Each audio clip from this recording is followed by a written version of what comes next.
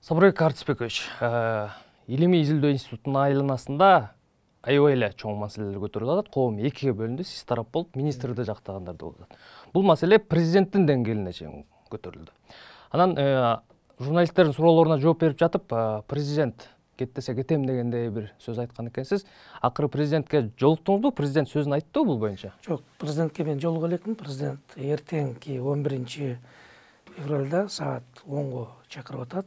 Мен ошого даярданып, барып президентке бардым, түшүндүрүп берейин деп атам. Эми президент бул эл шайлаган президент, мен шайлаган президент, элдик президент, конституциянын гаранты. Анан эми ошол кишиге барып такалып атат. Бардыгы мен айтайын дегеним, ошол киши чечет. Мындай калыстык жолу менен туура чечим кабыл алат деген үмүтүм бар. Сиздин дарегиңизге министр тарабынан бир топ эле сөздөр айтылып атат. 2004-жылдан бери эле бул больницаны, оорукананы басып алган, туугандарын, жакындарын бүт жыйнап алган, жада калса дарыканалар да бир туугандарына берип койгон деген дагы сөздөр айтылып атат. Негизи эле бул маселе кандай чечилет деп күтүп атасыз? Эми бул биринчиден бул баягы айтып атпайбы, менчиктеп алган деп. Эми жеке менчиктеп алган дейт. Андай болушу мүмкүн эмес. Эгер жеке менчик меники болсо, анда мени минтип ала албайт эле да, жумуштан ала албайт эле, өзгөртө албайт эле. Бул кадимки эле мамлекеттик, муниципалдык мекеме. Мэрияга карайт. Жери дагы, объект дагы бул мэрияныкы. Анан 2004-жылы ошо шаардык кеңешинин депутаттары менен ошондогу мэр, анан министр үчөө жанагындай келишим договор түзүшүп, ошол больницаны мурунку Бишкек травматология, ортопедия, илимий борбору деп түзгөн. Мунун башында албетте ал убактагы акылдуу президент Атамбаев, кечирип коюңуз. Ал убакта президент Акаев. Өзү ушундай өзүнүн ошол көзөмөлү менен, анын макулдугу менен илимий деген ат болсо, мен макулмун деп ушундай түзүп берген. Анткени эми травма бул азыр эң эле көйгөйдүү маселенин бири болуп атпайбы? Травмадан смертность, өлүм Кыргызстанда 2-нчи орунда. Инвалидность боюнча травмадан биз 1-нчи орундабыз. Жылдан жылга травма өсүп атат, транспорт өсүп атат. Бул эми өтө көйгөйлүү маселе. Анткени ушул эле Казакстанда түзүлгөн мындай биздикиндей институт, Тажикстанда түзүлдү, Өзбекстанда 85 жыл болду алардын түзүлгөнүнө. Ал казактардыкы былтыр Улуттук деген наам берип, өзүнүн мурунку директоруна Баатыр деген наамды берип, анан ал киши былтыр ковидтен каза болуп калганда ошол кишинин атын беришти. Ошол жанагы Улуттук травматология, ортопедия, илимий борбору деп. Россияда дагы Улуттук деген наам берген. Россияда мындан 10 институт бар, мындай национальный центрден 10 бар да, Улуттук институт. Травматология, ортопедия боюнча. Эми Кавказ мамлекеттеринде, Беларусь, Украинада 3 бар. Бардык мамлекеттерде бар, бардыгы ачып атат, жоктору.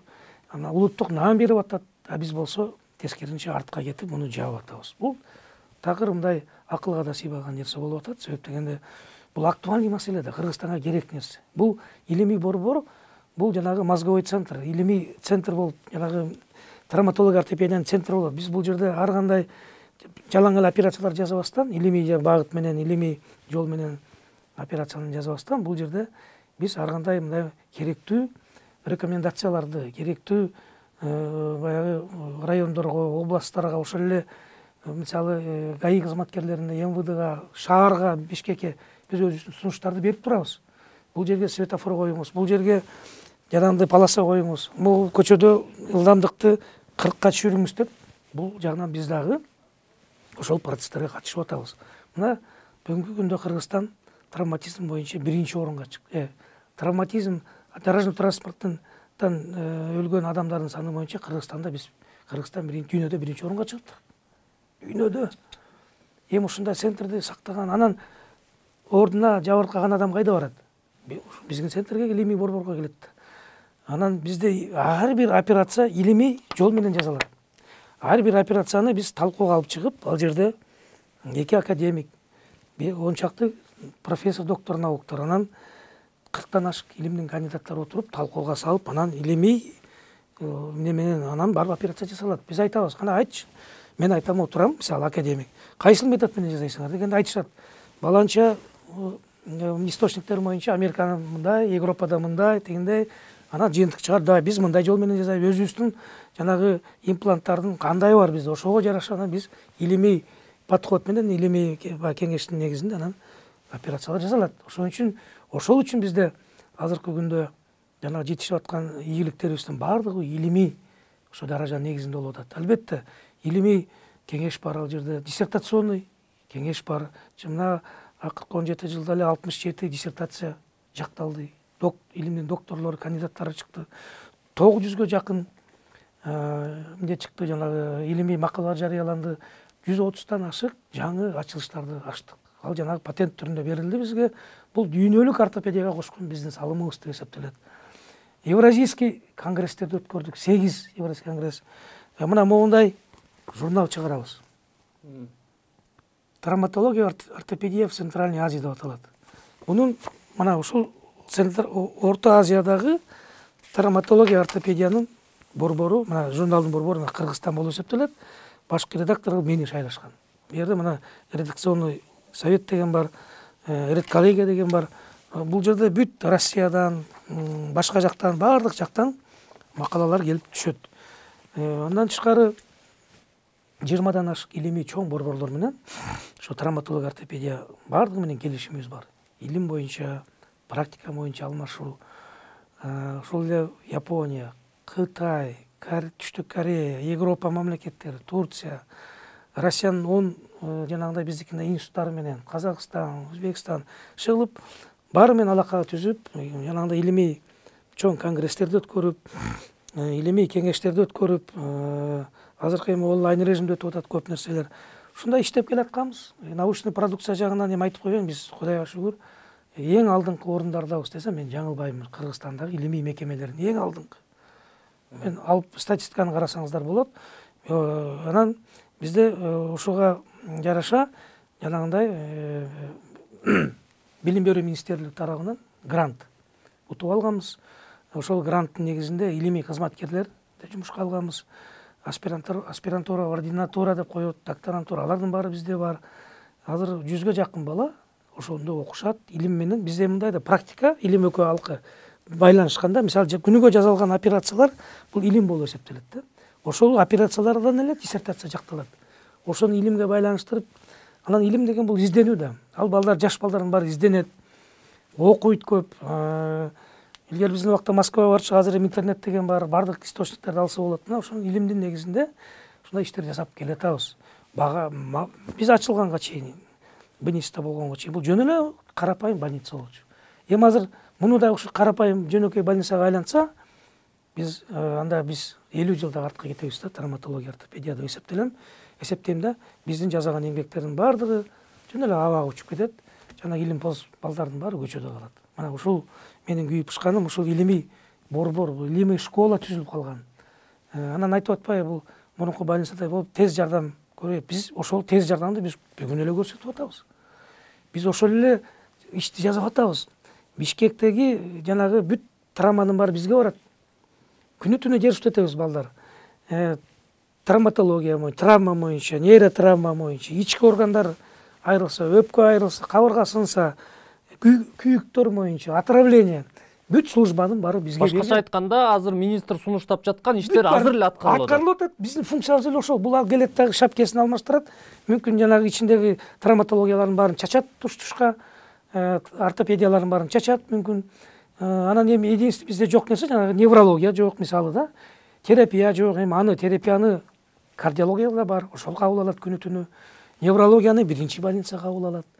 Анан ойлосоң, эми азыр инфаркт болсо, бирөө тетиги больницага алып барыш керек да, биз жака алып барыш керек. Биякта кардиология турса центрде. Ошол сыяктуу да бул баарын башаламан кылып атат. Эч кандай анализ кылбай, эч ким менен акылдашпай, өзүм билимдик менен, өзүм баарын билем, мен билем деп туруп, баардыгын жалгыз өзү чечип, жалгыз өзү жазып атат да. Мунун баары туура эмес да. Мындай нерсени илимпоздор менен кеңешиш керек. Акылдуу адамдар менен кеңешиш керек. Ошол эле өзүнүн коллегалары менен кеңешсин. Академиктерди чогултсын. Биз айтат элек да, кайсы жерде эмне анан мени менен да кеңешкен жок да. Мына мен эми академикмин, Кудайга шүгүр. Эки мамлекеттин академик, Россияныкы, Кыргызстан академиясынын академиги. Анан эми кеңешпей туруп, чакырбай, бизге келбей коллектив менен сүйлөшпөй туруп, мен жокто келет дагы аны айтпайт, реорганизациясын айтпайт дагы, жөн эле коркутуп үркүтөт дагы, анан кетип калат. Анан келип туруп анан мындай иш жазып атат. Мен ойлойм, бунун баары мыйзамсыз. Бул эч кандай, мен алдым деп атпайм. Мен азыр отпускада жүрөм. Отпускада жүргөн кишини кантип алат? Анан алыш үчүн биринчи жабыш үчүн, бир мекемени ачыш үчүн, реорганизация кылыш үчүн мыйзамда 2 ай кагаз берип, жөнөтүп, талкууга берип, анан барып, ушундай иш жасаш керек экен мыйзам боюнча. Анан шаардык кеңештин депутаттары менен акылдашпай туруп, бир эмнеден жанагы бир багытта чыгып кеткен эмнеден бул дагы туура эмес деп депутаттар айтып атат. Эми ушунун баарын кеңешип туруп жасаса, мен ойлойм, мындай болбойт эле. Жана сөзүм башына кайрылып келем, мен эч кандай буну базып алган жокмун. Жанагы мына биздеги ар бир аптека, ар бир мисалы кафе болобу, аптека болобу, көп деле мындай арендаторлор жок, башка больницадагыдай. Мунун бардыгы мэрияда коми деген бар. Комитет управления муниципальное имущество деген бар да. Ошондо токтоо киргизип коелу. Азыр оорукана саламаттык сактоо министрлигине карамагында эмес. Объект мэрияныкы. Мэрияныкы. Жер мэрияныкы. Жанагы неге түшкөн налог, неге түшкөн арендадан түшкөн акчанын баары мэрияга кетет. Минздравка эмес. Саламаттык сактоо министрлигине функциональный жанагы түрдө биз аяка өткөрүп берген экенбизди. Аны да бизге айтышпайт. Бизде андай бир да кагаз бизге келип түшкөн эмес. Эгер бүт жүрсө, кагаз келип өттү десе, биз жанагы уставтарды өзгөртөт элек да. Өзүбүздүн уставтарды, положенияны. Андай бизге айтылган эмес, ошон үчүн биз өзгөртпөй келгенбиз. Биз баягы мурдагыдай эле мэриянын карамагында деп келгенбиз да, иштеп. Жер объект бул мэрияны колуп атса, анан бирок финансирование өткөн албетте. Бирок аны дагы Минздрав каржылабайт. Аны Минфин, Фомус каржылайт. Фомустун Минздравка өткөнү 1 эле жыл болду. 1 эле жыл болду өткөрүп. Фомус өзүнчө фонд, өкмөттүн астындагы фонд болуп келген, өзүнчө как министерство сыяктуу болуп келген. А Минздравдын саясаты, бул саясат жүргүзүш керек. Анан жанагы методологический ошо нелерди, пособияларды, иштеп чыгып, жанагындай рекомендациялар иштеп жасап, бизге саясатын жүргүзүш керек, саламаттык сактоо саясатын жүргүзүш керек да. А каржылоо, анан контроль, финансирование, даже качество финансирования и качество оказания медицинских услуг по закону боюнча Фомустун, анын баары Фомуста болчу. А өткөнүбүзгө 1 эле жыл болду Минздравка. Бул киши өткөрүп алды да баары. Жанагы соцзащита, соцфондду кошуп албады, баардыгын бир кошуп алып анан кайра берди го. Ошол сыяктуу эле баарын өзүнө кошуп алган да. Азыр да кошуп алган. Албетте, мени устав боюнча мэр коюш керек. Мэр жумуштан алат, мэр коет. Жана өзүбүздүн эски устав боюнча. Башкача айтканда, илимий институт эч кандай саламаттык сактоо министрлигине мурда баш ичи эмес. Баш ичи, анткени учредитель болуп бизде бар уставда. Кирет. Эми дары укмаларын, дарыгер, анан жана өзүбүздүн учеттордун баарын биз мэрияга эмнеге берип турчук да, Минздравка берип турчук да, беребиз. Азыр да берип турабыз. Алар эми бул эмне үчүн мындай түзүлүп калган? Примере деп. Москвада институт Склифосовский деген бар. Ленинградда институт имени Джиналидзе деген бар. Алар ушул примерия болуп эсептелет. Себеп дегенде шаарда эмне гана кырсык болбосун, эмне гана жанагындай катастрофа техногенный болобу, жана технический катастрофа болобу, жаратылыштын жана пожар болобу, башка нерсе болсо бүт баарына мэр жооп берет да. Бул горожане, шаардыктарды алып барат тияка. Анан мэр келип өзү мына болбоду, автобустар кагышып, былтыр троллейбус мэр өзү келип чуркап келип, ошол сыяктуу ушундай нерсе мэрдин астында болуш керек деген ой менен убагында Аскар Акаевич мурунку президент өзүнүн акылы менен ушундай түзүп берген. Ошол кишинин колдоосу менен болгон бул центрчи. Москвада ошондой экен, бизде да ошондой керек деп. Эртең мисалы пожар болот, бир күнү землетрясение болуп кетет. Анан мэр түзмө-түз бизди жакшылап, каржылап турчу. Мурун Керимкуловдун убагында. Жылына жана имплант дегенде ошол мэр аперип турчу. Мурунку мэрлер. Анан албетте Минздрав өткөндөн бизе Минздрав өткөрүп койдум десе, булар бербей, акча бөлүнбөй калды да. Бирок жылына мэр өзүнүн 20 миллион, 10 миллиондон акча берип, ремонт жасап берет. Мына 2 жыл болду, жакшы бизге пристройка, операционный залды жасап берди. 7 операционный залды, приемныйдын баардыгын оңдоп беришти мурунку мэрлер. Теги 20 миллиондон бөлүп, жанагы Албек Ибраев, Кулматовдор убагында ошолордун баарын жасап беришти. Анткени билет, бул объект кимдики? Бул мэрияныкы. Ким жатат? Гаражандар жатат, мэрдин, шаардын жителер эмнелери жатат больницага, анан угундуп берет. Өздөрүнүкү болуп атса, укс, өздөрүнүн уксу бар, өздөрү тендер өткөрөт, укс аркылуу өздөрү жасап берет, бизге өткөрүп берет да, жасап туруп. Мына ошондой иштер жасалып келген. Эми азыр бул тараптан албетте мен айтып атпайм, жанагы арендадагы нерсенин баардыгын биз өткөрбөйбүз конкурсту. Конкурсту мэрия өткөрөт. Жанагы муниципальный собственность деген бар, шаардын управлениясы бар, ошолор өткөрөт. Алар конкурс объявить этет. Ал жерде шаардын кеңештин депутаттары отурат. Ошо неде конкурстун комиссиянын мүчөлөрү. Анан бүт бар объективно өтөт. Жанагындай конвертке салышат экен. Мисалы 20 киши катышат, 20 киши конвертке салып өздөрүнүн баягы бааларын коет да. Мисалы, могу аптекабы мынча коем. Могу эмнеби магазинби мен мынча коем деп салып. Башкача айтканда институт кийлигишпейт ал маселелерге. Эми кийлигишпейт, мага бир тыйын бербей атпайбы? Бизге бир тыйын кайрылып келбейт ал. Бүт 100% пайыз арендага түшкөн акчанын баары мэрияга кетет. Түшүнүңүзбү? Мага эч кандай кызыкчылык жок, мен өзүмкүн ачып алгандай ал жерге. Анан тем более тигилер өткөрүп атпайбы? Анан эми карап көрсөңүздөр, жанагы төлөгөн арендалар асмандын башы, себеп деген алар конкурс менен өткөндөр да. Өтө баягы чоң акча берип, анан кийин арендага алышып атат да. Эми республиканскийлердин төлөгөн арендасын карагыла, шаардык мекемелердикин карасаңар асман менен жердей. Республиканскийдин алар өздөрү өткөрөт. Мисалы, министерствонун карамагында мекемелер. А шаардык объектилерде өтө чоң конкурс. Арды мен мисалы өзүмдүн өткөрөм десем да өткөрө албайм, аны билбейсиң аны. Анткени ал жерде көп компаниялар катышат дагы, баягы фирма, азыр ойлосоңуздар, Яман дегендер бар, жанагы Farm Store дегендер бар, канча Елай деген компаниялар, аптекалар жүрө жена. Ошолор эле өздөрү эле басып коет аны. Ошон үчүн мен алардын айткан сөзүнө толук кошулбайм, басып алды деген. Эми мен дагы айтып коеюн, акча мага түшпөйт, баары мэрияга түшөт. Бизге түшпөйт ал бир тыйын дагы. Бүт баары жана айтып аткан сөздөрүм баары калп, жалган. Анан мына былтыр счетный палата келип текшерип кеткен. Быйыл мына өзү министрдин астында ФОМСта, анан Минздравда аудиторская контора бар да, өздөрүнүкү. Ошон менен келип мына 7 кишини жиберип 3 ноябрда. Мен биринчи алыш үчүн бул текшерген мени. Ошо менен алмак. Ушуну менен тек алам деп текшерип, мына бу жерде бүт бар кол койду. Эч кандай финансы нарушение жок. Майда чүйдөлөр бар. Буну менен менин жумуштан ала албасына көзү жетти дагы. Көзү жетип туруп, анан кийин мындай реорганизация жолу менен мен жумуштан алайын деп. Ошондо карасаңыз жазып атат да. Мунун максаты мени жумуштан алуу керек. Болду ошол. Ошол эле максат. Могу реорганизация эч кандай тиешеси жок. Эми буйрук чыгардым, мурунку калыбына келди оорукана деп жаңы жетекчини дагы башка дарыгер да дайындадым деп. Булар буйрук чыгарса дагы мындай да, азыр көрдүңүзбү, биринчи буйрукту алып келген да. Анда Бенедиктов мойдонун алып келген. Бенедиктов эле. Мени чыгарып туруп башка бирөөдү ИО директор кылып, анан башка бирөөдү главврач кылып, менде главврач деген да бар да. Экөөбүздүн алып келип атпайбы, алып кел башканы. Анан анын мага копиясы менде бар. Мага көрсөткөн жок, бирок копиясын жөнөттүм. Ал жакта дагы жакшы адамдар толтура Минздравда. Өздөрү жадап бүттү Минздравда.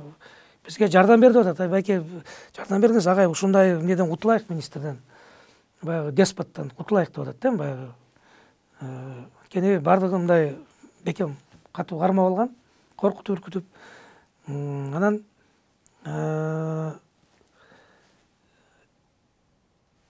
башкача айтканда ал приказын азыр жаракка чыгарды.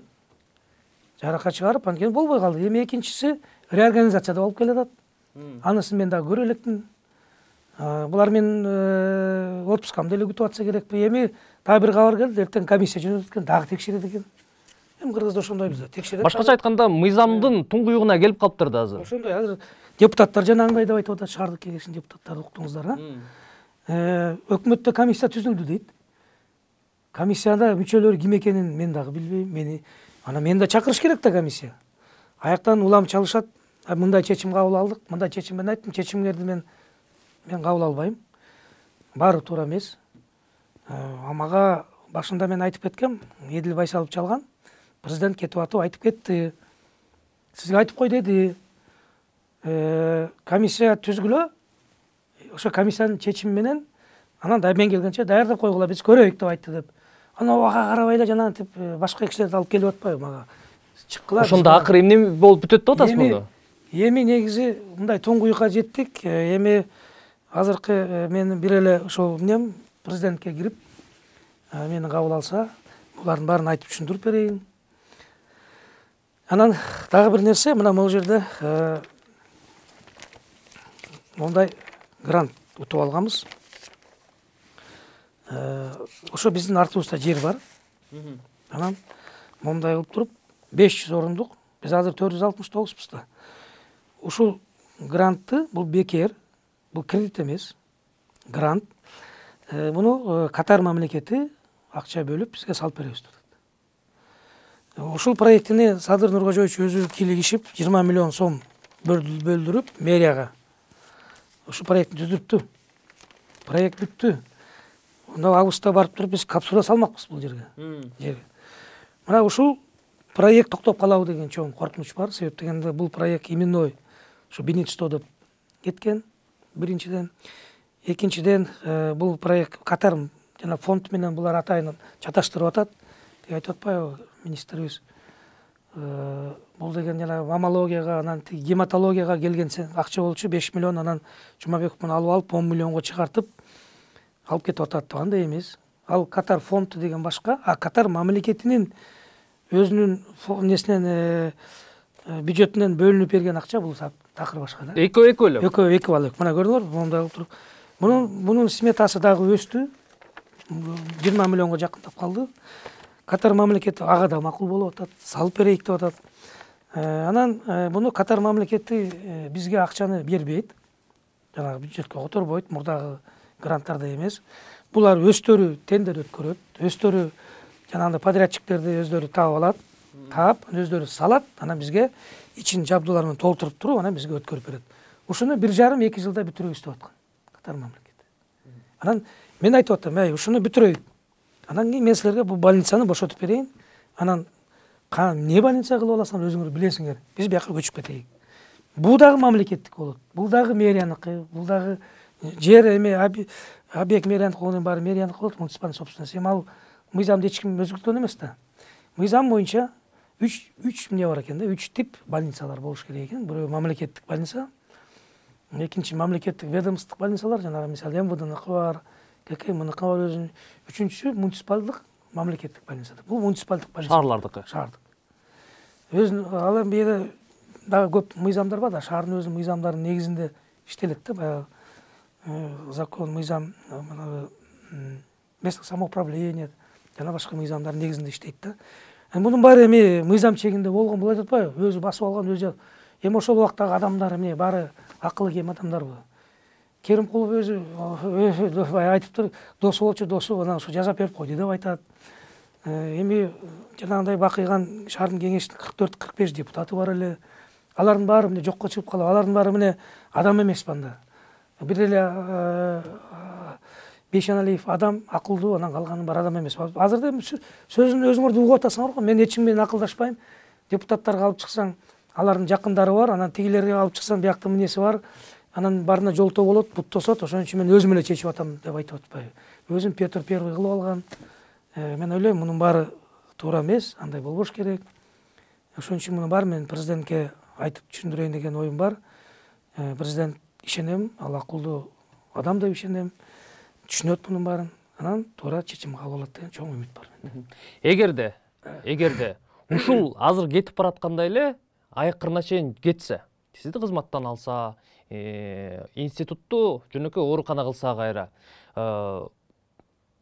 эмгек жамааты, сиздин кол алдыңызда иштеген дарыгерлер, медиктер дегиле эмне деп атышат, эмне кылабыз деп атышат? Башка жакка кетесиздер, иштей бересиздер. Эми менин коллективим 100% мени эле карап турушат. Эгерде мен аларды өздөрүнүн жайына койсом, мисалы алар эртең эле ошол 630 адам чыгып кеткенге даярбыз деп атат да, жумушчуштап 630 адам.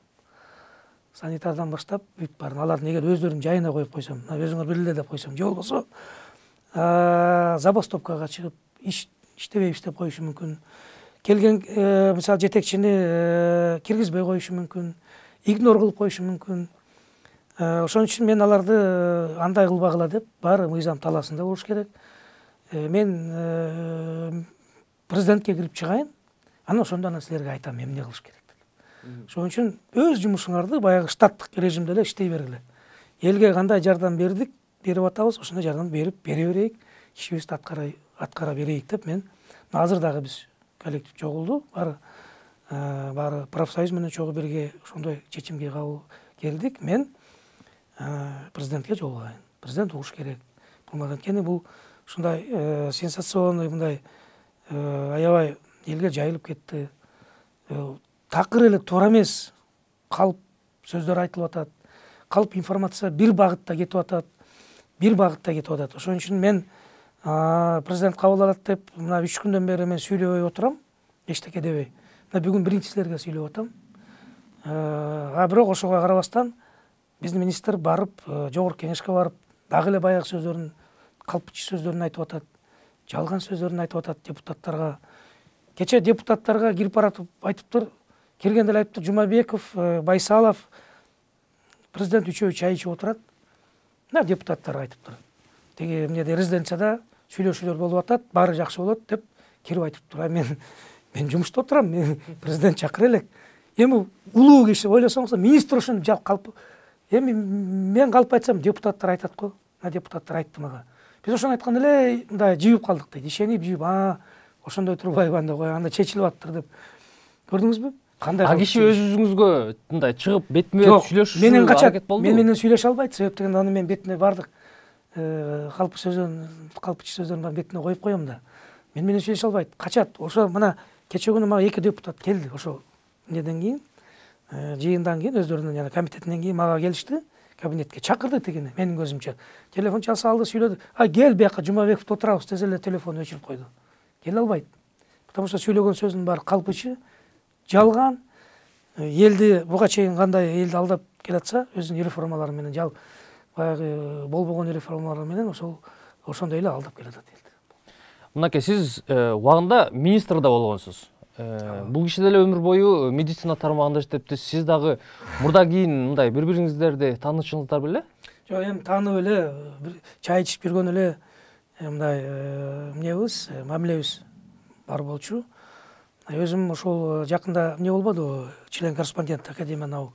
Өзүм жардам берип, чуркап, суранып отуруп, өзүм буга консультант болуп, эмне кылыш керек, кандай кылыш керек деп отуруп, муну ошол членкор кылган мына мен өзүм. Аны баардыгы айтып атат, мага академиктердин баары айтат. Өзүң кылбадың беле деп менин көзүмдөн чугуп атат да. Сага ушундай эмне кылып атабы? Эми мен мындай пенде экенин мен кайдан билейин? Ошол членкор болгон күндү эртеси күнү эле бул 180 градуска такыр башка бурулду да. Мен ошого чейин эле керек болгон экем, андан кийин ошол күнү эле, ошол августтун аягы болор менен эле, жанагы августтун 5-inde шайлоо болбодубу? 20-ларында жыйынтык чыгардык, баягы Академия наукта приказ чыккандан баштап, эртеси күнү баштады мага чабылды. Мынакей, сиз айтып атасыз, баягы биргелешкен тез жардам кызматынын функцияларын азыр аткарып атабыз деп. Министр болсо, ошону кайра жандандырабыз деп атат. Сиздин көз карашыңызча, бул илимий институттан сырткары ошондой тез жардам бириктирилген кызмат ооруканасы керекпи бизге? Тез жардам оорукана ал бүт эле жерде бар да. Мына биринчи больницадагы тез жардам ооруканасы. Фучуктеги. Шаардык биринчи оорукана. Тез жардам, анткени неврология ошол жакта, инфаркт менен ошол жака алып барат. Ички органдар, аппендицит болсо ошол жака алып барат. Национальный госпиталда кардиология бар. Ошо тез жардам боюнча кардиология эмне кылат, тейлейт. Ошондой эле темир жол больницасы, алар да ошондой бөлүп койгон да. Мисалы, биз дагы пятница 5-күнү, жума күнү биз дагы баягы ички хирургияны биз дежурствотебиз, шаар боюнча бөлүп койгон да. Нейротравма боюнча улуттук госпиталда бар тез жардам. Биздики болсо травматология. Болгон травматология. Травматология. Анан сочетный травматология. Бир адамда мисалы башы жарылып, ичи айрылып, кабыргасынын буттары сынса бизге барат. Күйүктөр тез жардам бизде. Отравление болсо, ар кандай узаттар менен, дагы бизде. Көрдүңүзбү? Тез жардамды бөлгөнбүз, баары эле бар. Эми биз айтып атпайбы, ошончолук эле эми дагы эле биз тез жардам деген бир атты коебуз десеңер, анда анда биз муну салып бүтөбүйт, бул больница, оорукананы. Анан ошол жака силер жана биздин ордубузга ошол жерге баргыла деп атабыз да. Пожалуйста, орунду бошотуп беребиз. Мына эми статистика менен ала турган болсок, мына азыркы 2004-төн баштап биз 221.500 адамды дарылаттык. Жыл жаңыргандан бери, же өткөн жыл? Жок, 2004-төн. 2004-төн бериби? 221.500 адамды. 171.300 адамды, 400 адамды биз амбулаторно дарылаттык. Ошондо кошкондо 400.000 адамды биз дарыладык. Бул эми биз жөнүп отурган жокпуз да. Биздин дарылоо эмне боюнча, жардам көргөнүбүз боюнча биздин көрсөткүчүбүз алды да. Жылына 14.000 адам дарылайбыз. 13.000ден 14.000 адамды жылына дарылайбыз. 17.000 адамды бир жылда азыр амбулаториялык жардам беребиз андан тышкары. Мунун баары жанагы мен айтып аткандай статистика болот. Анан айтып атпайбы? Жанагы сөздөрүм, мен таластыктарды койбойм, таластыктар баарын басып алды деп. Аферист деп дагы койду го сизди. Бишкекте мен баарыбызды аферист деп атат Таластын. Таластын баарын аферист кылып атат да. Таластын Ырыскелди жакшы айтты Момунбеков. Анда Чыңгыз Айтматов да аферист болобу, Эстебес Турсуналиев аферист болобу, Чолпонбай Төлөбердиев аферист болобу, Атай тиги Эстебес, Атай, азыркы артисттердин баарыбыз эле аферист болуп калабызбы деп туура сөз айтты. Мына мен айтып коеюн, мына мендеги статистика. Баягы ким каяктан иштейт? Министр деп турат. Бүгүнкү күндө 905 штатный единица болсо, ошондо 630 эле адам занимать этет да. Калган ордунга жанагы 72 санитардын орду бош, 92 медсестранын орду бош. Себеп? Себептен келбейт да, айлык аз. Көрдүңүзбү? Анан кантип анан пол жугуштан баштап анан эмнеге директорго чейин анан тиги таластык болсун. Орун бош келсин ким? Вот Африкадан келсе да мен жумушка алам. Мына карап туруңуз, Чүйдөн 228 адам иштейт. Таластан 86 адам иштейт. Нарындан мына 123 адам иштейт. Оштон 50 адам, мына Оштон. Жалал-Абадтан 61 адам, мына экөөнүн и Баткенден дагы 24 адам. Баарын кошсок, бу жерде 141, Түштүктөн 141 адам иштейт. Таластан да көп. Нарындан 123 адам иштейт. Көлдөн мына 58 адам иштейт. Көрдүңүзбү? Эми балаңыз мына турат бу жерде бүт баары. Баары факты. Анан кантип анан таластар басып алат. 17 заведующий болсо бөлүм башчы, анан 3өө гана таластан болот. Анан экөө мурун мага чейин бөлүм башчы болгон, бирөө гана мен койгом да. Ал былтыр бир токтогулдук жакшы хирургубуз өтүп кетип, анан ошол бөлүмдө бир эле кандидат наук калган экен. Доцент, кандидат наук. Анан кандидат наукты коебуз, илимпоз. Бизде бөлүм башчыларынын бардыгы 100% илимпоздор, кандидат науктар. Алдында доктор науктар да бар арасында. Илимдин докторлору да бар, профессор да бөлүм башчы болушту. Бул илимий борбордо. Мен ошондой шарт коюп койгом. Бөлүм башчы болом десеңер, илим менен алек болуп, кандидат болушуңар керек, минимум ошондо гана бөлүм башчы болосуңар. Больница убагында андай болгон эмес. Баары эле жанагындай жөнөкөй врачтар болчу да. Мына илимдин. Эми экинчи дагы бир маселе. Мына таластыктар деп. Бишкекте азыр мунун карамагында 47-ге 67-де 17-де кошсоңуз 74 мекеме бар экен Бишкекте. Медициналык мекеме. Ошол 74 мекеменин 5-өө таластык экен. Таластык 5-өө болчу экен. Калгандары башка жактан. Эми региональный эмнени ала турган болсо, эми карап көрүңүз. Узакбаевди алды жалдагы больницадан, Акмадеттен таластан болот экен ал. 3-чү детский больница деп коет. Талант Өмүрбеков деген профессор, доктор. Аны алды. Сарыбаев Акбай деп кардиологиянын директору таластык, аны да алды. 10-чу поликлиниканын башчысы Ашымов Алым деген бир врач болгон экен, аны да алып. Ал да мага чалып, ал мен бардык жерде айта алам деди. Чакырды да айтты дейт. Мен сени жумуштан алып атам. Көрсөкө мындай жакын дос, шернелеш, илгертен бери жүргөн экен. Анан бул баягы, ой, сен эмне мени алып атасың? Потому что ты талаский деп туруп айтты. Өзүм айтты. Сен таласты ошон үчүн. Эми жалгыз мен калып турмун. 74 мекеменин жалгыз жетекчиси мен калган экен. Таластан. Эми мени да ошол алып атпайбы? Көрдүңүзбү? Сиздин оюңузча эмне себеп? Ким трайбалист? Менби же бул кишиби? Эмне себеп болушу мүмкүн анда буга? Эми бул Ямандын өзүнөн сурагыла да, мен ага жооп бере албайм да. Мен мисалы Мына меникин көрдүңөр, мына мен трайбалист бекем же трайбалист эмес бекем. Бардыгы прозрачно. Бүт талас мынтип атпай, пол жугуштан баштап директорго чейин басып алган таластыктар деп. Эми ушул сөз анан айтып атат, жана бизге келип чогулуш өткөрдү да, мен жок болчумун. Видеосу турат, артынан тартып алып, балдар тартып, ал соцсеттин баары жүрбөйбү. Мен толку таластыкты койбойм деп атпайбы. Араңардан коюп берейин дейт. Арабыздан койбойм анда. Арабыздан койсо бизде азыр 6-7 илимдин доктору, профессору бар, 40 илимдин кандидаты бар. Ошолордон койбойбу. Жок, сырттан жанагы сен айткан жана Дамир деген жигитти алып келип атат. Ал жигит бизде иштеп кеткен. 15 жылда иштегем дейт. Анан жылына 1-2 жолу Турцияга барып, жайында суранып, 5 содержание алып, Турциядан барып массажист болуп, жана пансионаттарда массажист болуп иштеп келчү да, акча таап келем деп. Карачып жөнөтчүм. Иштеп жүрчү. Анан бир күнү келди мага, байке агай, мен Токмокко бөлүм башчы болуп кетип атам, аялым да невропатолог, жумуш табылды. Ойланайын бара койду, батамды берип, кол коюп жөнөткөнбүз. Анан эми Токмокту билесиңер өзүңөр, аякта да ызы чуу болуп атты, мен билбейм, ага аралашкан жокмун. Эң негизгиси, ал бала ошол бизден чыккан бала.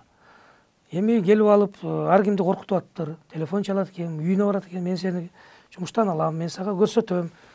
Келеген профессор, член корреспондент, Академия науктун мүчө корреспонденти Сулайманов Жаныш деген доктор наук профессор, ошого телефон чалып, аны коркутуп туруп, сыйыңар бар да, арызыңар жазып кеткиле деп аттыр аны. Мен илим боюнча орун басарым ал. Илим боюнча орун басар. Ал кайда барат ал киши? 62-де жакында эле шайланды, илимдин Академия науктун мүчө корреспонденти болду, профессор. Ал жасаган операциянын 1%-ин жасай албайт бул бала. Мен сразу айтып коеюн. Анан эми үчүнчү маселе, мына имплантка келдик. Эми мындай түшүндүрүп берейин. Мына муну караңыз, имплант. Импланттар боюнча дагы аябай көп маалыматтарды окуп, Бунун баары жалган нерсени айтып атат. кымбат алат, бул акчага гана иштейт, тааныш билиштерин гана жасайт деп сиздин дарегиңизге дагы көп сөздөрдү окудум. Аны мындай да, аны мага келип мен менен акылдашпай, мындай же болбосо мага көрүнбөй, же менен дарыланбай баган адамдар, же анын жакындары эместер айтып атат да. Мага бир адам мисалы келип кетсе, бир адам дарыланып кетсе, ал аны сөздү айтпайт ал эч качан. Потому что алар бардыгын билет. Имплант деген эмне экенин билет. Ал каржыланабы, каржыланбайбы, аны да билет. Бардыгын билишет. Ар ким өзүнө сатып алыш керек, аны да билет. Албетте, булар жөн эле мынтип айтып атпай, ошону жана айтып аткандар, жазып аткандар, бул биринчиден муну билбегендер жазып атат. Мисалы, ичке кирип башынан өткөрбөгөндөр. Экинчиден жанагы өзүңөр айткандай тролл жана эмне деп коет, боттор, фейктер жазып атат да. Атайын элдин, ошо бизди билбеген элдин мээсин, башын башка жакка айлантыш үчүн жазып атат. Ошто бизди жаманаттык кылыш үчүн жазып атат. Жазалып аткан иш деп мен айткым келет да. Ал бүгүнкү күндө да ал нерсе токтобой жатат. Мына карап тургула. Мына имплант ортодо турат. Мындай имплант. көтөрүп камерага менен көрсөңүз. Бул имплант. Имплант. Бул имплант Кыргызстанда чыкпайт. Бул имплант, жанагындай жөнөкөйлөрү мисалы сөөк сынса, сөөк мисалы могу сөөк сынса, сөөктү алып келип бириктирип, анан муну темир менен карматабыз да, пластина, же шуруптар менен, же штифт менен, же аппараттар менен. Бул нерсе Россияда чыгышы мүмкүн, Турцияда чыгат, Кытай, Индия, албетте Европа мамлекеттеринин бардыгында чыгат. Мына имплант. Карагыла, имплант Минздрав тарабынан 1 тыйын бөлүнбөйт. Эми Минздрав кимден алат? Минфин алат да, деп коебуз. 1 тыйын бөлүнбөйт. Фомустан 1 тыйын бөлүнбөйт. Жок, бербейт бизге. Сатып алынбайт. Ортодо департамент лекарственного обеспечения деген бар. Булардын максаты Кыргызстанга келген дары-дармек, темир тезектердин бардыгын жана импланттарды булар регистрация кылыш керек. Регистрация кылып туруп, анан фирмаларга уруксат бериш керек. Силер алып келсеңер болот. Же сатсаңар болот деп. Мына булар тарабынан дагы бизге каржыланбайт. Имплант берилбейт, акча да берилбейт, сатып да берилбейт. Фирмалар алып келиш үчүн булардан көз каранды. Буларга жанагы эмне алыш керек? Сертификат алыш керек. Сертификат буларданчы. Булардан сертификат алыш үчүн буларга кайрылыш керек. Анан сертификат бергенден кийин булар алып келип туруп, анан же магазин аркылуу, же аптека, атайын ортопедический магазин аркылуу, же аптека аркылуу сатса болот да. Бул импланты фирмалар. Ушул күнгө чейин бир да фирма буну менен алек боло элек. Жазабайт. Эми аны эмне үчүн мына көрдүңүзбү, обеспечение жок деп турат. Эмне үчүн жазабайт? Анткени фирманы булар өткөрбөй атат. Булар мына Минздрав бар өткөрбөй, буларга уруксат бербей атат. Эгер уруксат берсе, буну давно эле ачып коюшмак. А биз мына доктор, врач пациентти операция кылышыбыз керекпи? Пациент келип түштү. Имплант коюш керек. Күнүнө биздин борбордо 15-20 мына 15-20 имплант коюлуш керек. 25, 35, 45 операция болсо ошонун күнүнө 15-20сына биз имплант коюшубуз керек. Анан кийин ойлосоңор, мына мен директор. Булар акча бербесе, сатып бербесе, шарт түзүп бербесе фирмага, имплант жок болсо биз не алабыз? Пациенттер күнүнө ойлосоң 20дан жаза албай калса, 10 күндө 200 пациент болуп калат. Бир айда 600 пациент. Алар анда бири-бирине үйүлүп, больница болгону 550, 450 эле орунда, анда больнолор өлө баштайт да, чирий баштайт, өлө баштайт. Анан мен эми жетекчи катары буларды жазашым керек. Менин максатым эмне? Пациент операция кылып туруп үйүнө чыгарыш керек. Пациенттин башы оорубайт, сен каяктан аласың, кимден аласың? Мага операция жаза дейт, үйгө кетир дейт мени. Жазабасаң, анда это будет биринчи ошол нарушение болот да меники. Анан бу жерде мондай частный лицо пайда болот.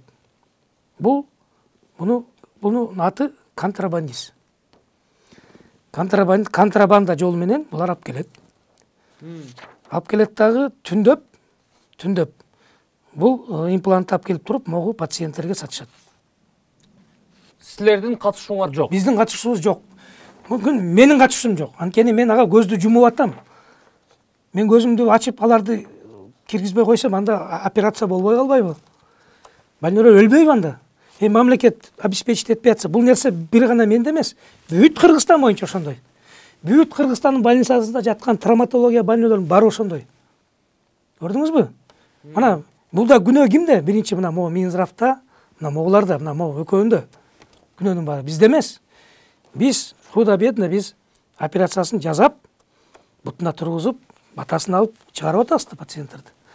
А бул контрабандист, буга деле рахмат, бул алып келип берип атат. Анткени алып келип же буга сатат, же болбосо дарыгер менен чогуу биригип, пациентке кирип түшүндүрүп айтып, шылып сатып, эртең менен келсек уже стерильный даяр турат да бизде.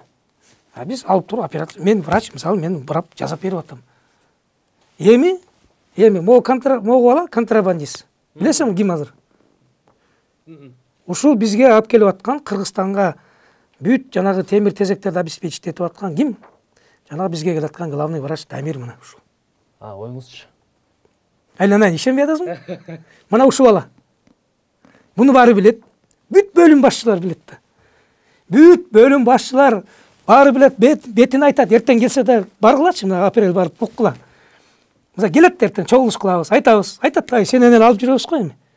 Эми айтат, азыр эми официально жок болсо, аны регистрация кылыш үчүн жок дегенде бир жарым жыл кетет. Буну дулоо бир жарым жылда жасайт, жанагыны жаңы пластиналар келиш үчүн. А жарым жылда больнолор өлүп калбайбы? Эртең өзү столдун астынан алып чыгып, мына берет, мына меникин саласыңар дейт. И так деле ушундукун салып келгенбиз. Мен өзүм лично ушудан алып туруп пациенттериме салгам. Көрдүңөрбү, кимди алып келет? Вот схема где. Мына главный.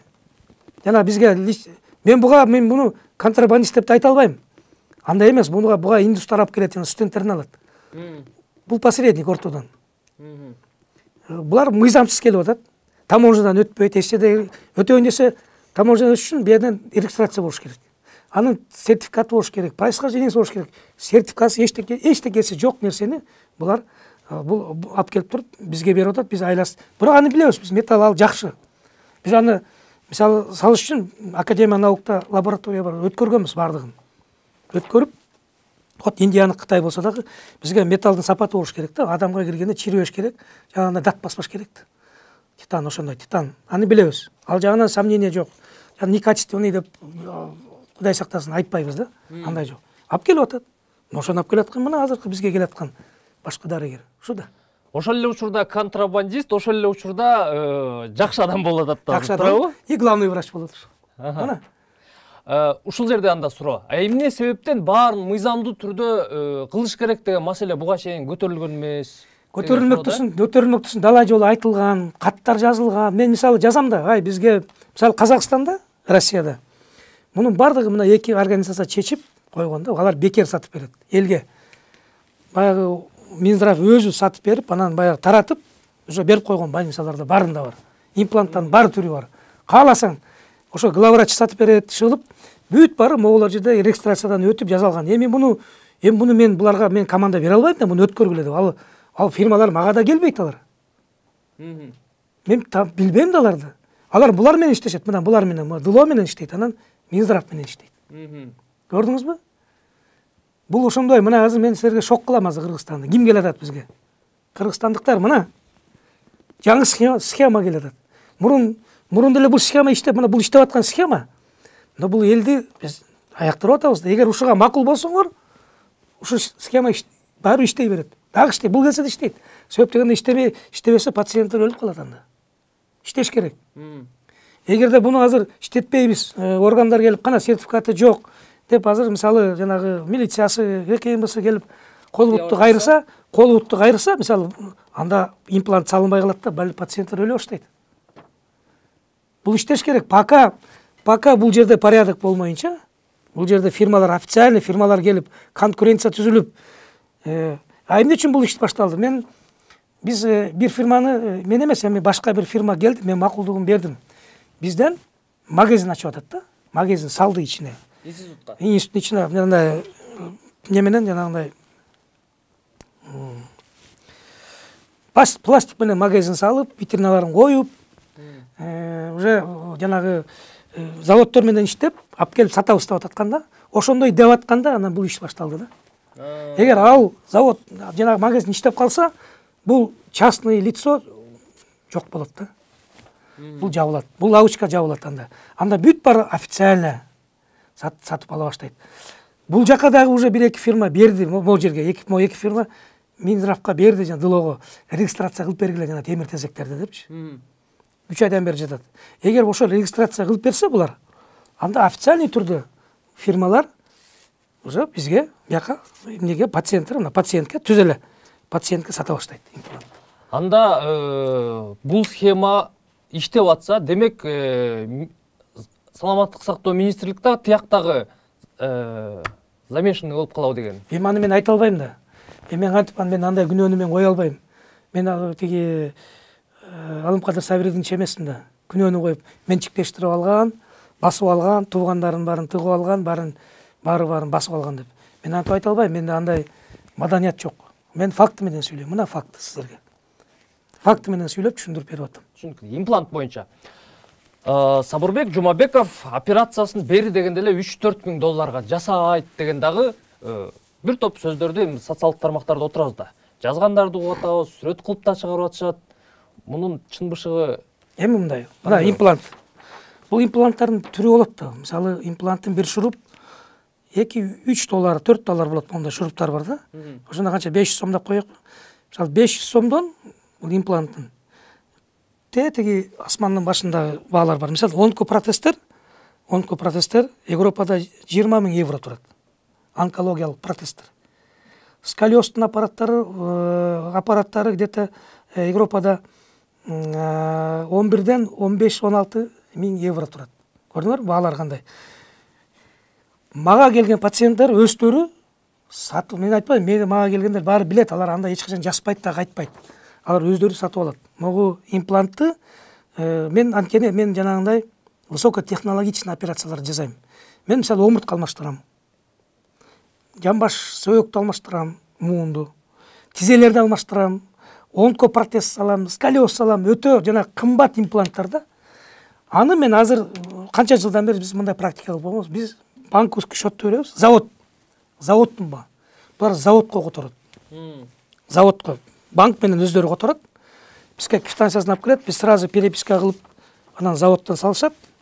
Азыр мына Турциядан күнүнө 5 самолет учат. 3 күндө келип калат. Бирөөлөр аркылуу берип жүрөт, бирөөлөр ушул посылка менен келет. 1-ден 2-ден келет. Аны андай уруксат берилет экен да, берет экен. Ар ким өзүнүн жанында. Анан биз ошону салып беребиз. Опять же. Мына ошону айтышып атат. Анан эң эле кымбат деген имплант азыр 2 эле миң доллар турат. Эң эле жана 3 миң 4 миң деген жок. Эми адам 2 жамбашын алмаштырса 4 миң болобу? 2 тизесин алмаштырса 4 миң болобу? Имплант. Эң эле кымбат имплант 2 миң. Эми аны ар ким өзү которуп атат да. Мен мисалы азыр сага жана алып келбей калып турмун. Ошоно бүт жанагы квитанциялар бар. Бүт барын мен даже соткамда да бар. Сөткө тартып алгам да. Жана неге дагы кактус медиага да жөнөттүм. Тартып мына көргүлө мына. Булардын баарын жөнөттүм мына көргүлө. Имплант деген эмне экенин көргүлө. Интернетке кирсеңер көрөсүңөр. Анан бирөө айтат баасы мындай экен, импланттын да түрлөрү бар да. Мисалы, сиздин жакын адамыңыз келсе, мен сизге айтам, кытайский салып берейинби дейм. Жок дейсиз. Турецкий салып берейинби? Макул дейсиз. Анда турецкий алып бериңиз, мен салып берем дем. Көрдүңүзбү? Турецкий кымбат турат, кытайский арзан турат. Бул имплант деген жана сыныктын импланты эмес. Ал сыныктын импланты 1-2 жылда алынат. А жанагы муундар, протезтер, алар өмүр бою адам денесинде калат. Ал өтө сапаттуу болуш керек. Аны жөн эле бирөө алып келсе эле салып бергенде болбойт. Анын историясын да изучать надо, историясын билиш керек. Жанагы научный публикацияларды билиш, мен окуйм да, мисалы, турецкийди салыш үчүн анын бүт тарыхын окудум. Тарыхын окуп чыгып, каяктан салынган, анан жанагы илимий статьяларды окуйбуз. Канча адамда, мисалы, бир больницада жазат макала. 100 адам жасаса, ошонун 3-өүндө осложнение болду, отторжение болду депчи. Эмне үчүн болду? Изучайм.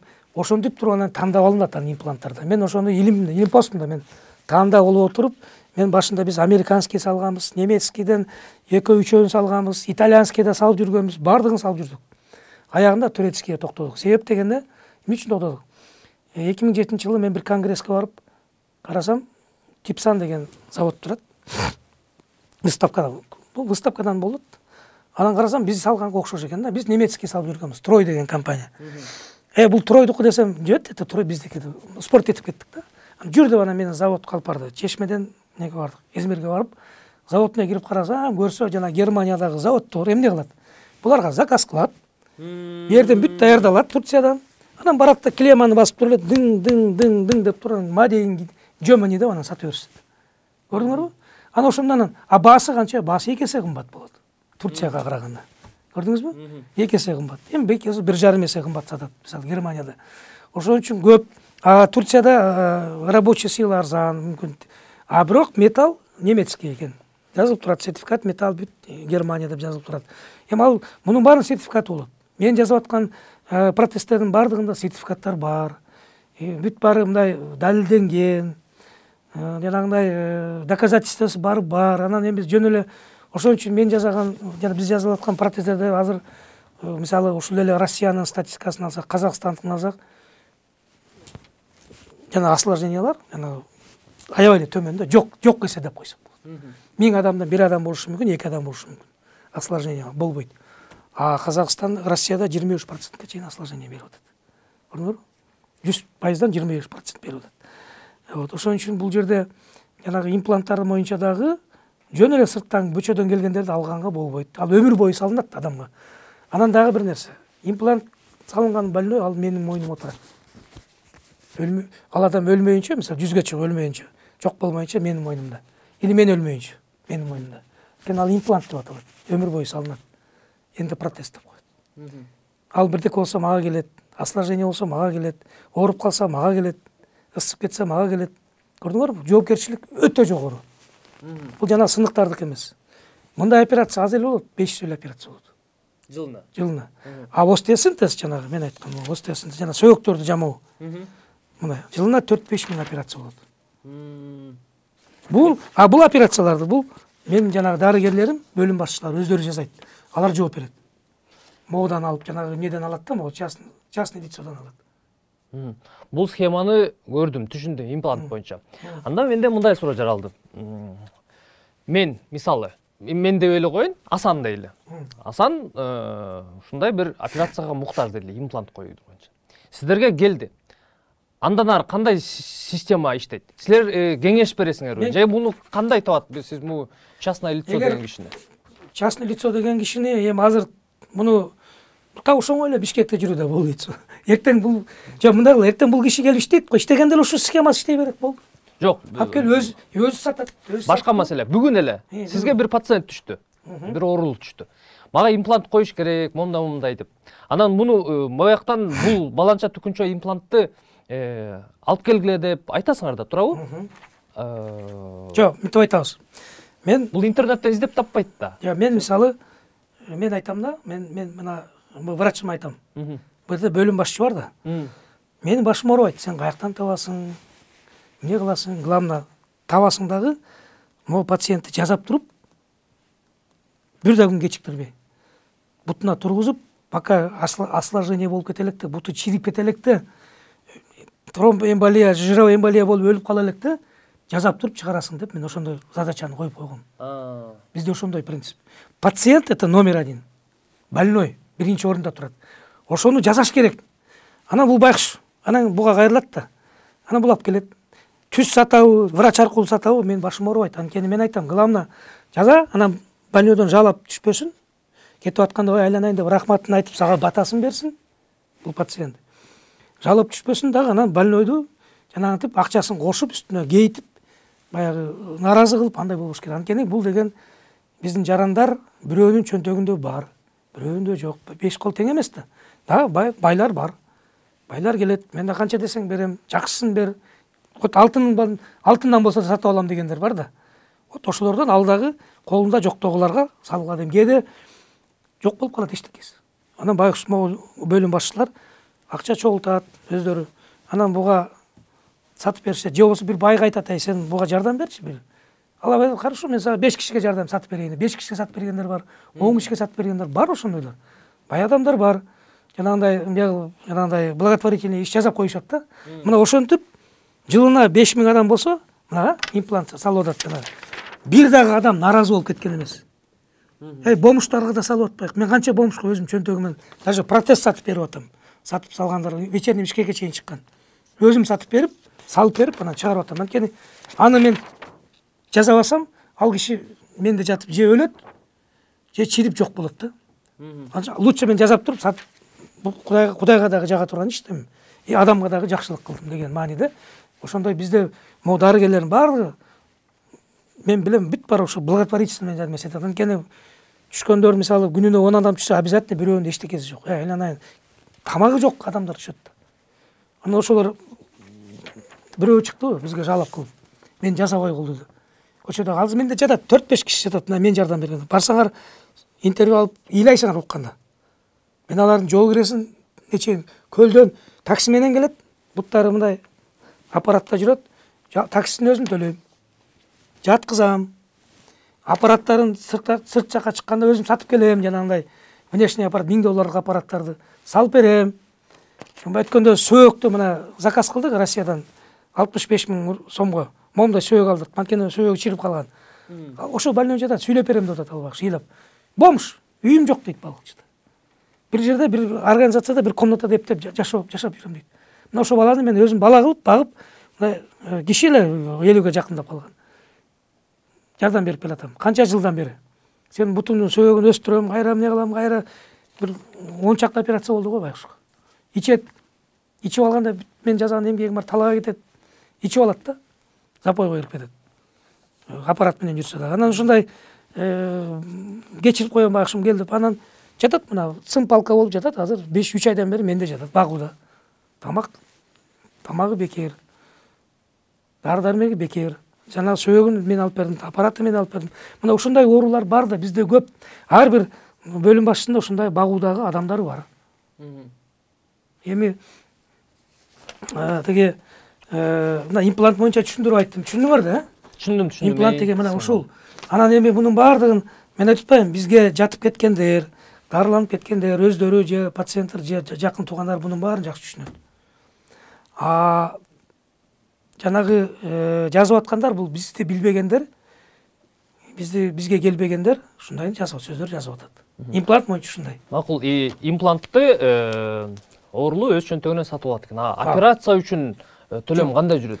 Операция үчүн мен какшап айтып келем, күнүгө айтам, бизде операция бекер. Биздин жасаган эмгегибиз бекер.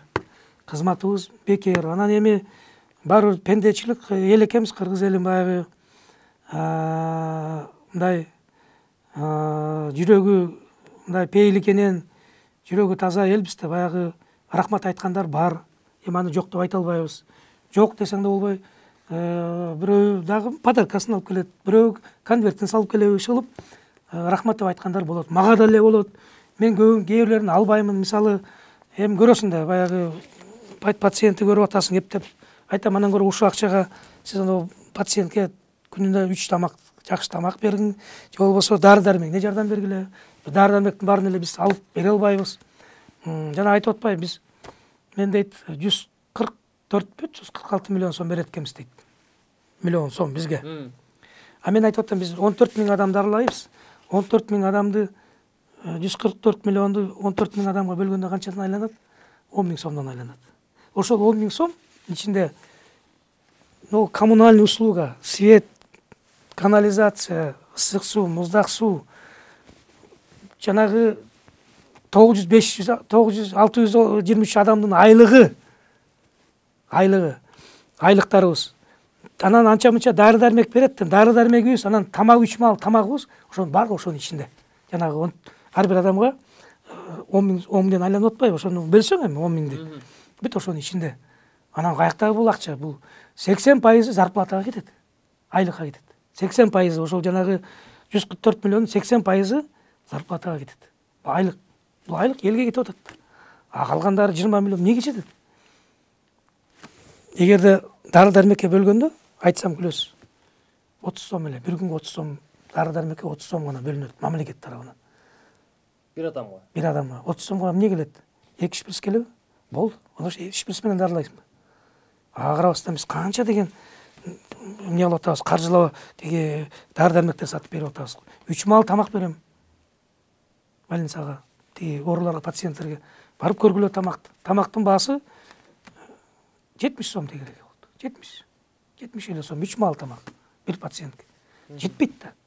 Жетпейт. Ошон үчүн экономика көтөрүлмөйүнчө бул медицинабызда өнүкпөйт. Эми мен бир мындай мисал келтирейин. Кыргыз менен казактын сөөгү бирдей эле да, ширагы. Ширак деп коелу. Казактын ширагы сынса, мамлекети 1,5 миңден 2 миң долларга чейин бөлүп берет. По пролеченному случаю зарлана мекемеге, мисалы больницага которот. Мамлекет которот. Милдеттүү түрдө которот, анткени алар мамлекеттин каржылоосунда, мамлекеттин мекемесинде. Анын ичинде баары бар. Айлыгы да бар, жана мен айткан имплант да бар. Бүт бар ичинде. А кыргыздын сөөгү сынса, мамлекет 50 доллар которот. 50 доллар менен 1,5 миң, 2 миң доллар айырмасы барбы? Казак менен кыргыздын айырмасы барбы? Ал Казакстан, бир Кыргызстан. Мен Европаны айтпай эле кой. Европада кетет асмандар. Көрдүңөрбү? Мына ошон үчүн биздин жарды медицинабыз ушул. Реформа албетте жасаш керек. Бирок баары биз эгерде бекер медицина кылабыз десек, Казакстан менен Россияда биз экономиканы көтөрүшүбүз керек. Ошо Казакстан менен Россиядагыдай болуп. Ошондо гана бизде жанагындай бекер импланттар, бекер операциялар, жаңы современный жанагындай жакшы бир ушул шарттагы ооруканалар пайда болот бизде. Реформа деп калдыңыз. Сизден адис катары дагы бир суроо берим келип атат. Реформа деп жакында эле кургак учук менен ооругандар менен психиатрияны бириктирип, ушундай бир бириктирүүлөр болуп атат. Буга кандай карайсыз? Жок, ал мынтип айтпады. Ал цитата, меники эмес, анык цитата. Псих менен алкаштарды бириктире алатам деди. Ушул министрдин сөзү. Аны аты бар да. Эгерде орусча айтам десе, психиатрическая больница дейт.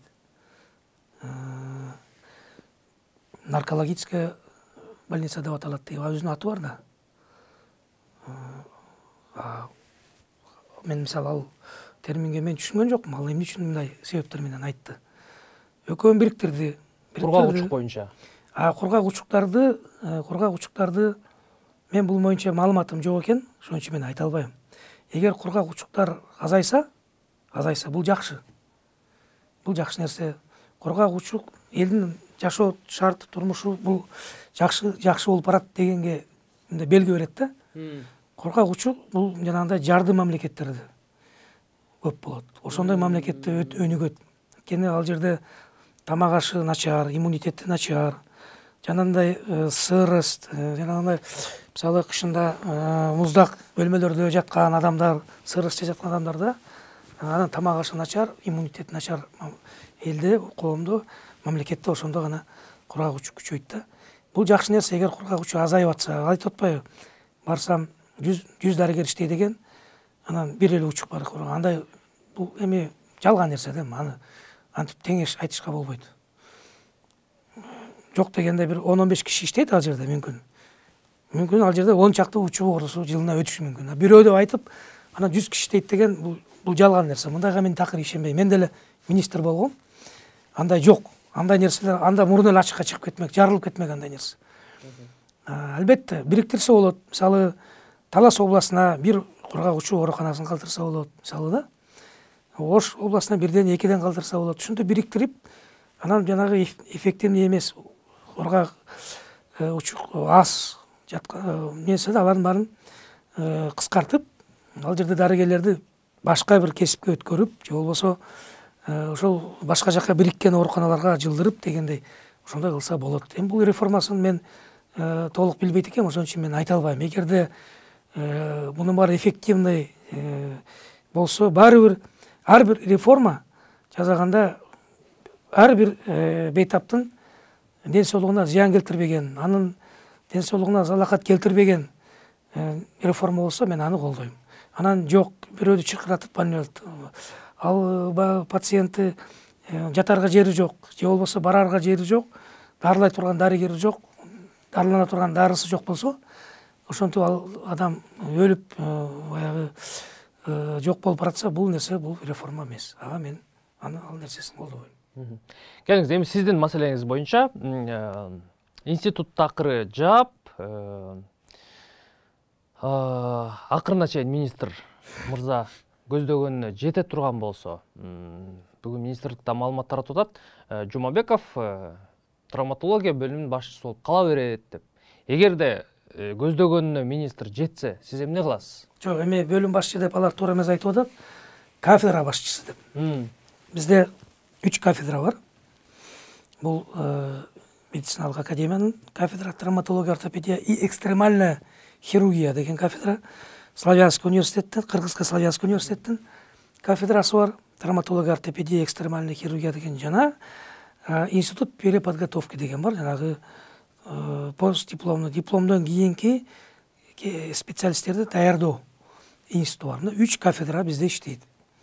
2 кафедра студенттерге сабак берет, окутат студенттерди. Жанагы предмет травматология, ортопедияны окутат, и экстремальный хирургияны окутат.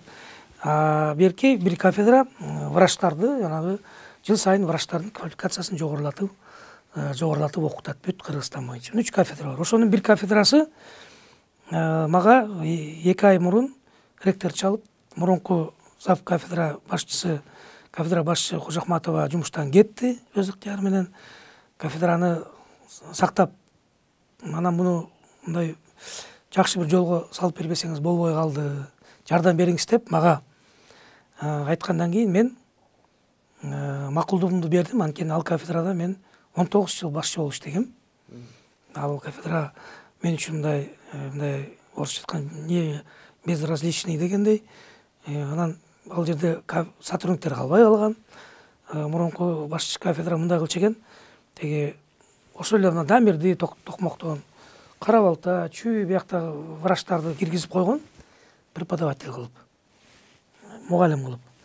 Анан алар эми студенттер ошол жака барып окумак беле, барбайт да. Же алар келмек беле, келе албайт да. Алардын өзүнүн жумушу бар да. Кандайча сабак берип жүрдү аны мен билбейт экем. Мага түшүнүксүз болуп калды да бул жагы. Мен азыр кафедраны алып эле бизде азыр 29 сотрудник иштейт. Кошумча акы алышат, ошол студенттерге сабак берет, лекция окуйт. 29. Мага чейин 4 эле адам иштеген экен, ошол Бишкектеги иштеген адамдар. Күнүнө 20 группа келет. Бир күндө 20 группага чейин келет студенттер. Анын жартысы иностранцтар, англисче сабак бериш керек. Мына ошондой кафедра бизде бар. Мен ошол жака өтүп иштей берем. кафедрамда. Албетте булар эми жое турган болуп калды, бул министр ала турган болуп калды.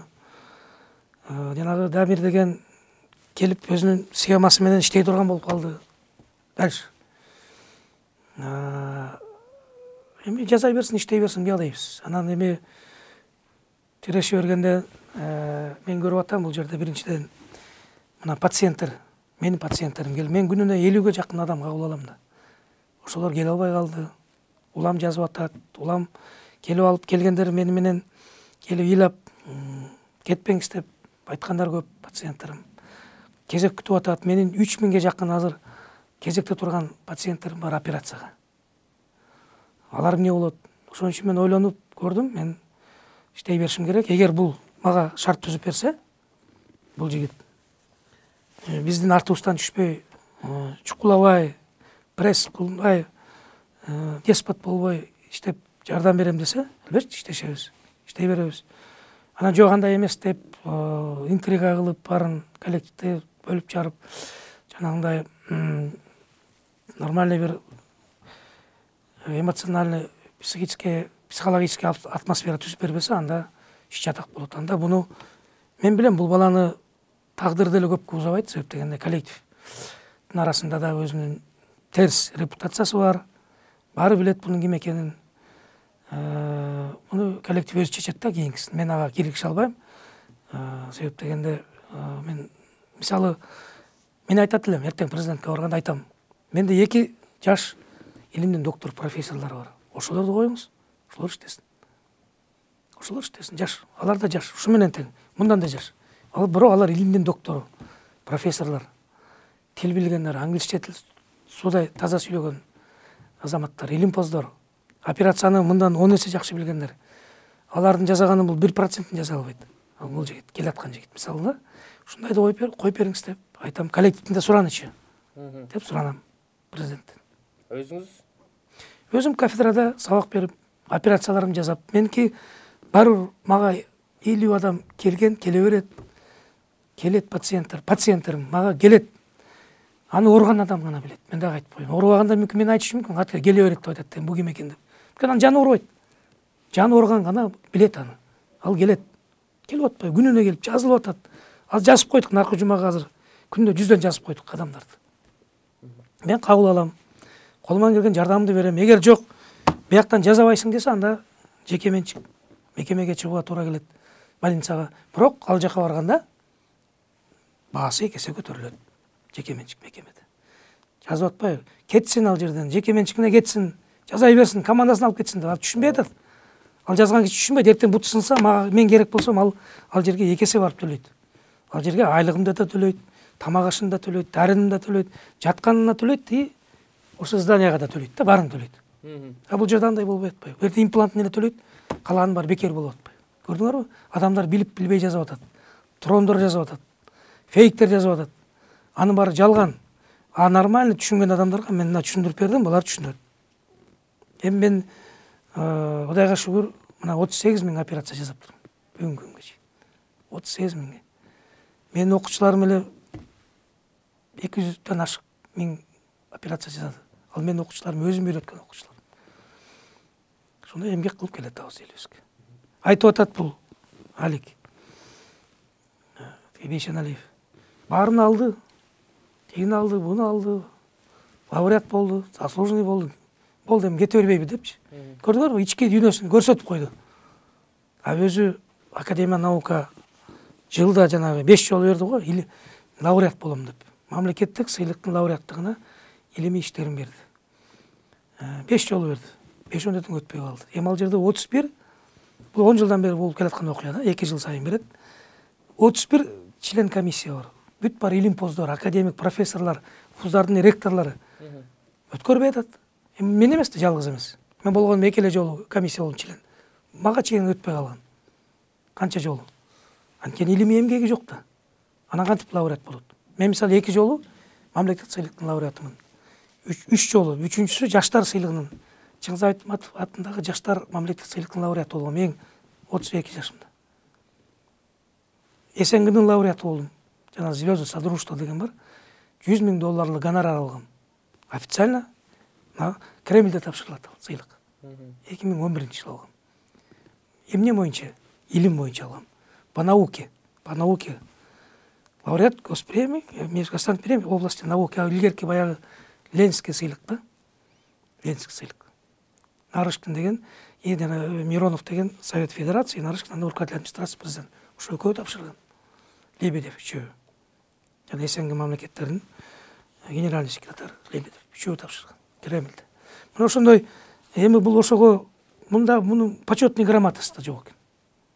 Бул менин урматтуу министримдин почетный грамотасы да жок. Айтып атпа баарын алды деп. Эми муну мен алган жокмун, муну мага берип атат. Мага сыйлык катары мен жасаган эмгегиме, момундай тарбиялаган балдарыма, айттым го 60-тан ашык илимдин кандидат доктор. Жасаган Кыргызстан атын чыгарганга момундай мына муну окучу. Не деп жазылып турат? Второй Евразийский конгресс травматологов, ортопедов Кыргызстана. Евразийский деп турат. Көрдүңүзбү? Булар биздин спонсорлор, конгресстин спонсорлору. Сумканы чыгарганда мамлекет бюджеттен каралбайт. Ысык көлдө болуп атат. Евразийский конгресстин борбору Ысык көл. Биз 8 Евразийский конгресс өткөрдүк. Анын 5-өө Ысык көлдө өттү, бирөө Римде италиялыктар өткөрдү, бирөөнү россиялыктар өткөрдү, акыркысын казактар өткөрдү Астанада. Анан пандемия болуп токтоп калдык да. Идея центром Евразийского конгресса является Кыргызстан, Бенедиктон, Ысык көл. Центр баягы Ысык көлский форум деген сыяктуу да бул дагы. 500 адам келет жылына. 2 жылда бир өткөрчүк. 500 адам. Биз Италияда Римде болгондо 124 адам учуп бардык Кыргызстандан. 124 адам учуп бардык. Римде болду. Италиялыктар өткөрдү, бүт өздөрү каржылап. Россияда болду, 50 адам бардык. Астанада болду, 60 адам бардык.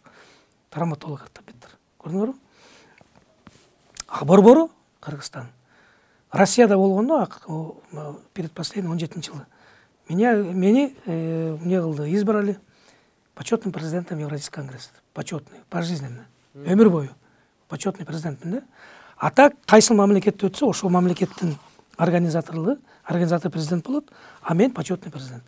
Потому эмне дегенде бул идеянын борбору 1-чи конгресс Кыргызстанда болгон, Кыргызстанда төрөлгөн, жаралышон үчүн бизге берди почетный деген. Бул эмне деген? Бул Европа Азиянын башын кошкон конгресс. Европа Азиянын ортопедтеринин башын кошкон конгресс. Слайдтар, сүрөттөр, анын баары чоң нерсе да доказать. Буга мамлекеттик ишмерлер барып ачкан убагында баягы эмнелер бир несинде баягы съездеринде госсекретарлар, вице-премьер-министрлер, министрлер барып, ушу Батыралиев өзү барып, бирөөнү өзү барып ачып сүйлөп деген эмнеде конгрессте ушундай болгон. Мунун баары чоң эмгек, чоң школа. Эми ойлосоң ушунун баарын бир заматта эле келип баарын жаап, жок кылып, как мыльный пузырь асманга учуруп атат да. Эчтеке болгон эмес, эчтеке кылган эмес деп. Бул эмне деген кара ниеттик? Бул эмне деген көрө албастык? Бул эмне деген чыккынчылык? Бул эмне деген бузукулук? Бул деген диверсия. Бул мамлекеттин структурасына, мамлекеттин түзүлүшүнө диверсия кылып атат. Мамлекетти бузуп атат бул адам, биздин министрибиз. Ушундай адамбы? Эми мен өзүмдүн ишим боюнча айтып атам. А жана өзүнүн айткан сөзү трайбалист боюнча ал мага ага мен ал жөнүндө мен эч бир сөз козгогон жерим жок. Аны айтпайм, аны башкалар айтсын. Башкалар билет ал жөнүндө эмне айтышты. Мүмкүн мен да айтышым мүмкүн азыр. Мамлекет туруктуулугуна эмне деп койчу эле. Туруктуулугун бузуп атат деп. Мен бул киши жөнүндө айтып атам, лично бул киши жөнүндө айтып атам. Мен ишенем, аягында сөздүн аягында мен Садыр Нуркожоевичке ишенем, ал киши акылдуу, илимди, билимди түшүнгөн адам деп эсептейм. Ишенем ал киши Кудай бурса бизге оң жагынан чечип, жанагы Янский центрде дагы реформа кылам деп больница кыла коюп, ал больницага болбойт да. Мына түшүнбөгөн адам ушундай нерселер жазайт да. Болбойт да. Ал деген центр, диагностика койгон центр. Больницалардын, стационарлардын өзүнүн шарты болот. Өзүнүн состояниясы, өзүнүн условиясы болот. Анан эми президент барып эң туура чечим кабыл алды. Ал жер теперь улуттук диагностикалык центр болот деп чыкпадыбы? Кандай сонун нерсе. Мен аны толук колдойм. Кудай буюрса мен эртең кирип чыккандан кийин президентти чакырам, жааматка президент келип туруп, бул жер улуттук травматология, ортопедия илимий борбору болот, болгонго бүт шарт бар экен деп бизди колдоп берет деген үмүт менен эртең баратам. Ошого ишенем президентке. Чоң рахмат маегизге. Убактыңызды Ушунду чыгарып койгулачы. Сөзсүз чыгарабыз. Сабыр Асперович ушунду айтты, ишенем деп айтты президентке депти. Ийгилик каалайбыз сизге.